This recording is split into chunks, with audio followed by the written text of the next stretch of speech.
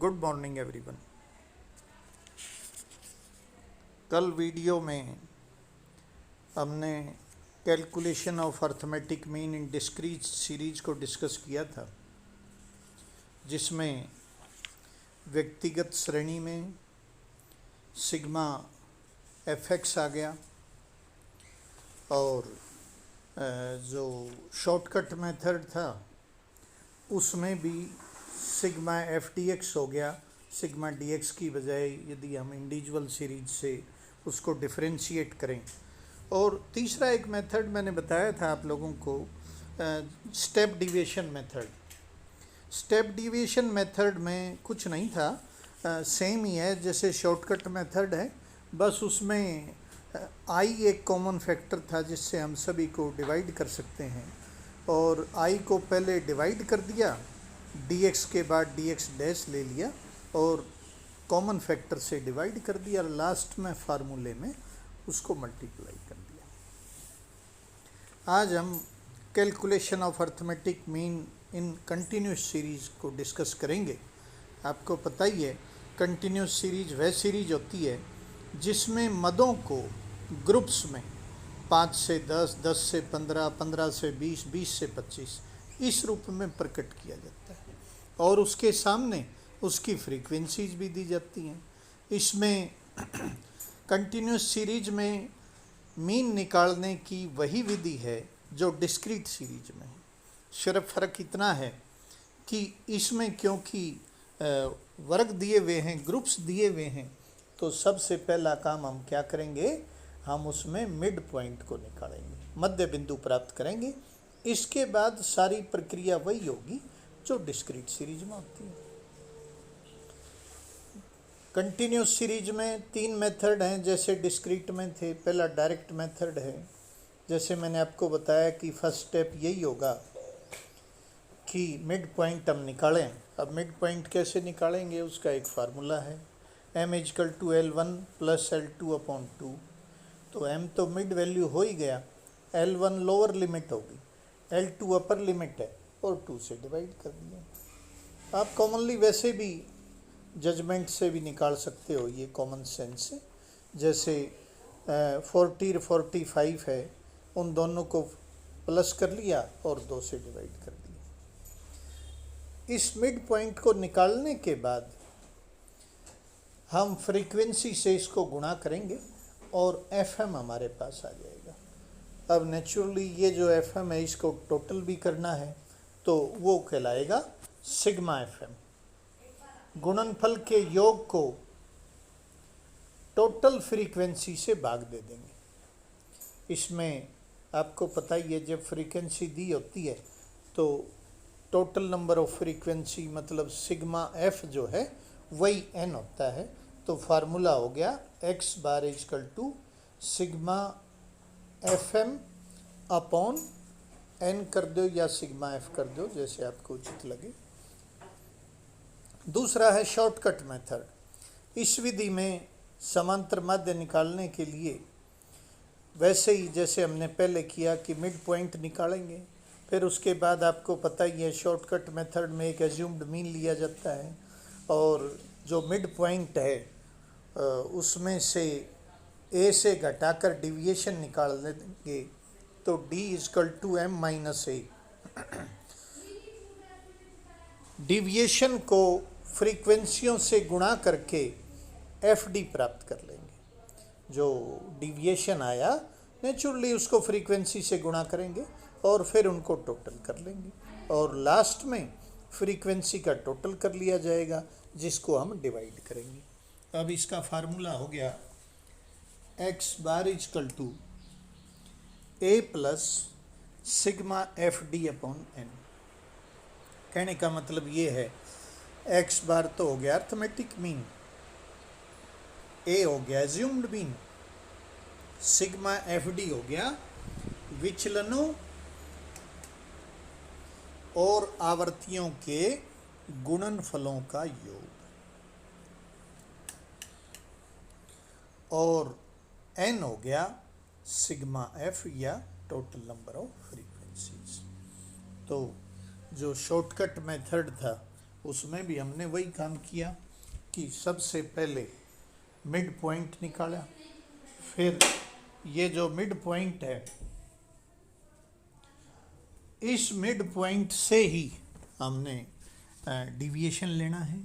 तो पहले assumed mean मानना पड़ेगा, प्रत्येक मिड पॉइंट से कल्पित माध्य को घटाकर डिविएशन ज्ञात कर लेंगे, और डिविएशन को फिर जब डिविएशन हमारे पास आ गया तो फिर उसको फ्रीक्वेंसी से गुणा कर देंगे, तो वो एफ डी आ गया हमारे पास। अब हमें चाहिए सिग्मा एफ डी, तो जो प्लस माइनस है उसको कैलकुलेट करके सिग्मा एफ डी आ जाएगा।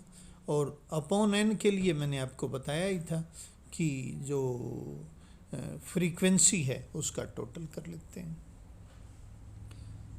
तो इस तरह से ये हुआ शॉर्टकट मेथड। तीसरा मेथड स्टेप डिविएशन, ये सेम वैसे ही है जैसा हमने डिस्क्रीट सीरीज में देखा था।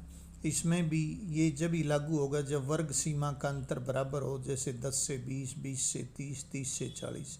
तो गणन क्रिया को और सुगम बनाने के लिए हम आई या जो कॉमन फैक्टर है उससे डिवाइड कर लेते हैं, उससे कैलकुलेशन कम हो जाती है। तो सबसे स्टेप बाय स्टेप चलेंगे। सबसे पहले वैसे ही मिड पॉइंट लेंगे। अब मिड पॉइंट आ गया, अब उसमें से मिड पॉइंट में से कोई भी सुविधाजनक हमने एज्यूम्ड मीन ले लिया। अब एज्यूम्ड मीन से डिविएशन निकालना है, डी बराबर है m माइनस ए। अब ये जो संख्याएं बड़ी छोटी होंगी उस हिसाब से प्लस माइनस में आ जाएगा।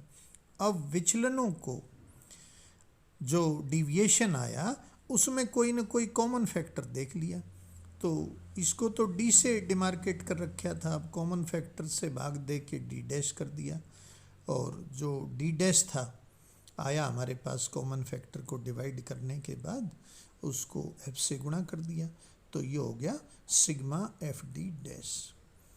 और फिर लास्ट में फार्मूला लगा दिया, x bar is equal to A plus sigma f d dash upon n into i. इसमें आपको पता ही है कि एक्स बार का मतलब हो गया अर्थमेटिक मीन, ए का मतलब हो गया assumed mean, sigma f D x dash क्या है, विचलन जो हमारे आए और जो फ्रीक्वेंसी थी उनको हमने गुणा करके और लास्ट में उनका टोटल कर लिया। मतलब इसमें क्या है, एफ भी है और डिविएशन भी है, फ्रीक्वेंसी इंटू डिविएशन है। डिविएशन में डैश भी था, उसका आई फैक्टर था, और लास्ट में जब सिग्मा जुड़ गया, जहाँ भी सिग्मा जुड़ा हुआ है इसका मतलब योग तो है ही, और एन का मतलब हो गया सिग्मा एफ या टोटल नंबर ऑफ फ्रीक्वेंसीज, और आई मैंने आपको बताया ही थे कॉमन फैक्टर है। ये हो गया आपका स्टेप डिविएशन का मेथड। ये जो तीन मेथड हुए इसके, स्टेप डिविएशन के method, direct method, shortcut method, ये स्क्रीन पे भी आपको दिखाई दे रहे होंगे। तो डायरेक्ट सीरीज में जो इंडिविजुअल सीरीज है उसमें डायरेक्ट मेथड, डिस्क्रीट सीरीज में डायरेक्ट मेथड, और कंटिन्यूस सीरीज में डायरेक्ट मेथड, जब तीनों को आप इकट्ठा देखोगे तो आपको क्लियर समझ में आ जाएगा। अब इंडिविजुअल सीरीज में X bar is equal to sigma X upon N है, और डिस्क्रीट में सिर्फ एफ बीच में आ गया। नीचे यदि डिवाइड वाली जगह आप एन रखो तो मुझे ज़्यादा सुविधाजनक लगता है, बाकी आपकी मर्जी है। और जो कंटिन्यूस सीरीज है उसमें सिग्मा एफ एक्स रखा हुआ है, सिग्मा एफ एम लिखा हुआ है, इसमें आप सिग्मा एफ एक्स भी रख सकते हो, sigma F X upon N, जैसे आपको ठीक लगे। अब जब शॉर्टकट मेथड में आ जाओ ऐसे ही, अब डायरेक्ट मेथड को ऑब्ज़र्व करो। अब इसमें है ए प्लस सिग्मा डी एक्स, क्योंकि फ्रीक्वेंसी तो है नहीं तो एफ़ कहाँ से आ जाएगा। जैसे ही डिस्क्रीट और कंटिन्यूस सीरीज आई नेचुरली एफ़ की एंट्री हो जाएगी दोनों ही जगह, नीचे भी और ऊपर भी। एज्यूम्ड मीन वैसे ही लेंगे। अब सिग्मा एफ डी एक्स हो गया अपॉन सिग्मा एफ। तो डिस्क्रीट और कंटिन्यूस में तो आप देख रहे हो बिल्कुल सेम है। अब इसके बाद स्टेप डिविएशन है, उसमें कुछ नहीं, वो डैश और आ जाएगा, डी के बाद डी डैश आ जाएगा और इनटू आई हो जाएगा, बाकी तो सब सेम है। पहले आपको पता ही है कंटिन्यूस सीरीज में तो मिड पॉइंट लेंगे, फिर उससे डिविएशन लेंगे, फिर एज्यूम्ड मीन लेके डिविएशन ले लिया, अब डिविएशन के बाद डी डैश ले लिया, आई फैक्टर निकाल दिया, लास्ट में इसको आई फैक्टर से गुणा कर दिया। तो आप देखोगे कि ये जो फार्मूले हैं ना, इसमें इन डिस्क्रीट सीरीज और कंटिन्यूस सीरीज में कोई फ़र्क नहीं है। सिर्फ फ़र्क ये है कि कंटिन्यूस सीरीज में सबसे पहले हमने मिड पॉइंट निकालना है, उसके बाद न्यू समझ लो वह डिस्क्रीट सीरीज ही बन गई एक तरह से। फिर मिड पॉइंट आ गया तो वैसे ही उससे डिविएशन ले लिया।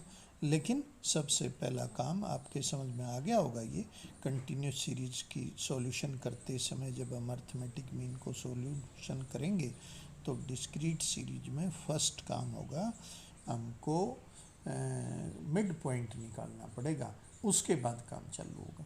अच्छा, कई बार आप देखते हो कि एज्यूम्ड मीन बड़ा इंपॉर्टेंट है। जैसे जैसे आप क्वेश्चंस करोगे, एज्यूम्ड मीन ऐसा होना चाहिए जो बीच की वैल्यू हो।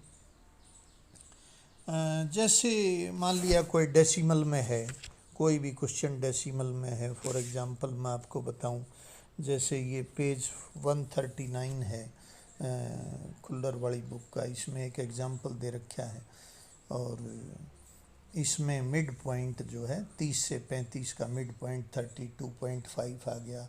तो ये सारे पॉइंट में ही हैं। अब क्योंकि पॉइंट में आ गए तो आगे जब फ्रीक्वेंसी से गुणा करोगे, पहले तो डिविएशन लिया उसमें पॉइंट आ गया, फिर फ्रीक्वेंसी से करा तो उसमें पॉइंट आ गया। तो कैलकुलेशन में पॉइंट आने के कारण से थोड़ा सा क्लिष्टता आ जाती है, थोड़ा कॉम्प्लेक्स हो जाता है। तो इसको अवॉइड करने के लिए कहीं अच्छा है, अब मान लिया इसी केस में मैं आपको बताऊं, यदि आप एज्यूम्ड मीन 50 की बजाय 50.5 ले लो तो कहीं डेसिमल आएगा ही नहीं, आसान हो जाएगा। तो एज्यूम्ड मीन लेते समय आपने ये ध्यान रखना है कि इससे कैलकुलेशन बढ़नी नहीं चाहिए, आपकी कम होनी चाहिए। डेसिमल है तो डेसिमल हट जाए। अब 50.5 यदि इस केस में मैं ले लूँगा तो नेचुरली डेसिमल हट जाएगा इसका, और क्वेश्चन को करने में हमें आसानी होगी। तो एज्यूम्ड मीन बिल्कुल लगभग मत देखा हो, सीरीज में हो चाहे ना हो, ये तो कोई मैटर नहीं करता कि जो मिड पॉइंट क्वेश्चन में दे रखे हैं उन्हीं में से हमने छांटना है।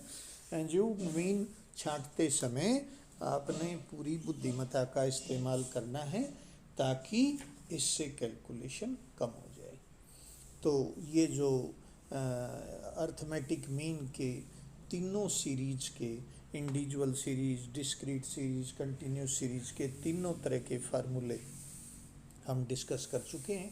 अब मैं कुछ आपको कल कुछ क्वेश्चंस दूंगा, ख़ास तौर से डिस्क्रीट और कंटिन्यूस सीरीज में जो पिछले वर्षों में आए हुए हैं स्टैटिस्टिक्स वाले पोर्शन में, उससे को जब आप सोल्व करोगे तो आपका कॉन्फिडेंस लेवल भी बढ़ जाएगा। अब इसके बाद है मेरिट्स ऑफ अर्थमेटिक मीन, समांतर माध्य की मेरिट्स क्या हैं, उसके गुण क्या हैं। पहली बात यह है कि ये जो मेजर्स ऑफ सेंट्रल टेंडेंसी, केंद्रीय प्रवृत्ति के जो माध्य हैं उसमें सबसे ज़्यादा लोकप्रिय है। ये काफ़ी सरल भी है, समझना गणन क्रिया काफ़ी आसान है, ये सभी इकाइयों पर आधारित है। आपको पता ही है मीन का तो मतलब ये हो गया कि टोटल जितनी यूनिट थी उतनी ही से भाग दे दिया। जैसे इंडिविजुअल सीरीज में हम करते हैं, जितने क्लास में स्टूडेंट थे, जितने उनके नंबर आए और नंबर ऑफ स्टूडेंट से उसको डिवाइड कर दिया।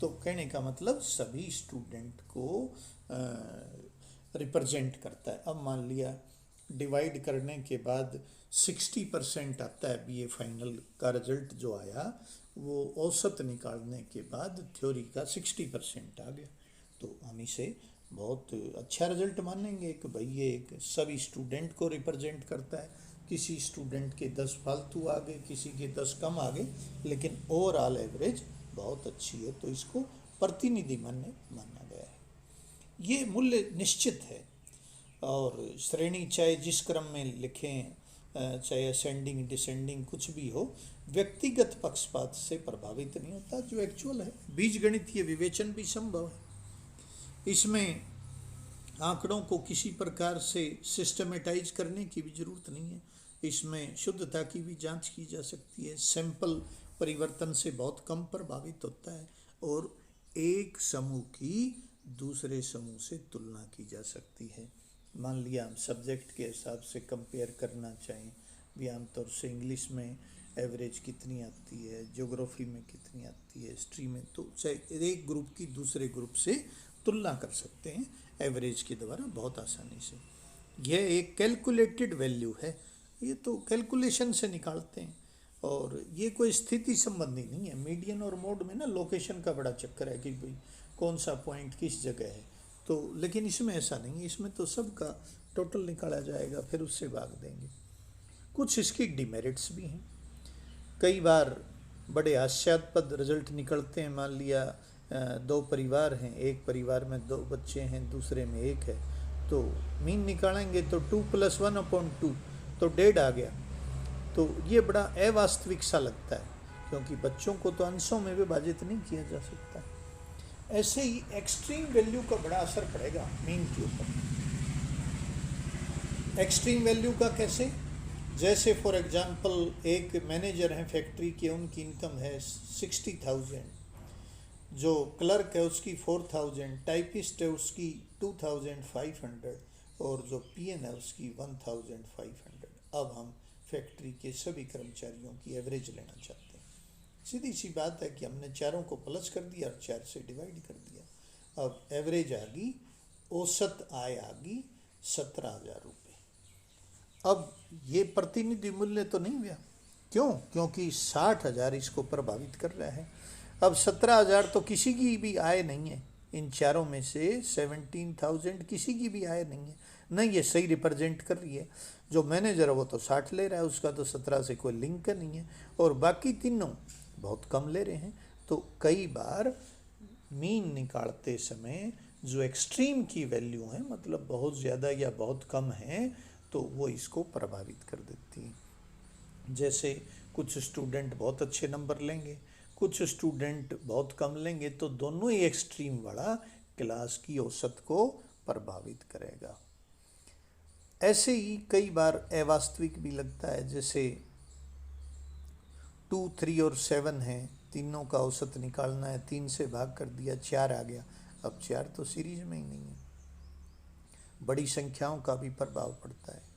गणना संबंधी भी कई बार एक मद या मूल्य की कमी होने से नहीं की जा सकती। किसी एक मद खुले सिरों वाली वितरण में समांतर मध्य वर्गांतर की कल्पना पर ही निर्भर है। ये भी कई बार देखना पड़ता है। मूल्यों को समान महत्व दिया जाता है, जो कि अवास्तविक और त्रुट, सभी को इक्वल वेटेज मिल गया तो कई बार गलत लगता है। अब जैसे ये डाउटफुल हमारे रिजल्ट भी आते हैं, टेबल में 3 सालों की इनकम दी हुई है, 3 व्यक्तियों की आय दी हुई है। एक आदमी की आय पहले 14,000 है, फिर 16, फिर 18 हो गई। दूसरे की तीनों सालों में 16 ही है, और तीसरे की पहले 18 थी, फिर 16, फिर 14,000 हो गई। अब तीनों को यदि हम कंपेयर करें तो ऑन एन एवरेज के हिसाब से तो अर्थमेटिक मीन निकाल दिया भाई, एवरेज तीनों की 16,000 है, तो समान स्थिति दर्शाती है। लेकिन एक्चुअल में क्या है कि ए जो व्यक्ति है वो प्रोग्रेस कर रहा है, क्योंकि उसकी पहले 14,000 थी, फिर 16,000, फिर 18,000, तो ये तो परफॉर्मेंस अच्छी है। बी कोई तरक्की नहीं कर रहा, वो स्टेबल है, और सी तो डाउन की तरफ जा रहे हैं। तो हमारा जो रिजल्ट था उसमें डाउट था, वो क्लैरिटी नहीं थी। अनुपात या दर का अध्ययन करने के लिए अर्थमेटिक मीन का प्रयोग ठीक नहीं माना जाता, इसके द्वारा ग्राफ भी नहीं बनाए जा सकते। अब आता है यूटिलिटी, ये बड़ा इम्पोर्टेंट है। अनेक दोषों के होते हुए भी अर्थमेटिक मीन को आदर्श माना जाता है। व्यवहारिक जीवन में average value, average cost, average income, average production, average rainfall, average marks आदि का अध्ययन करने के लिए इसका खूब उपयोग किया जाता है। बारिश का भी तो हम ऐसे ही लेते हैं, एवरेज से ही निकाल देते हैं। कॉस्ट का भी जो प्रोडक्शन कॉस्ट है, और भौगोलिक अध्ययनों में तो इसका बहुत ज़्यादा यूज़ होता है। भूगोल में खींची गई सभी समान रेखाएं, आइसोप्लेथ का आपने पिछली क्लासेज में देखा होगा। वो आइसोप्लेथ क्या है? वो मध्य ज्ञात करके ही मालूम की जाती है। मध्य का उपयोग आयु, फसल उत्पादन, फसल की इकाई उपज, उत्पादन व्यय, आयात निर्यात आदि ज्ञात करने के लिए भी किया जाता है। इससे विकास तथा कमी की मनोवृत्ति का भी पता चलता है।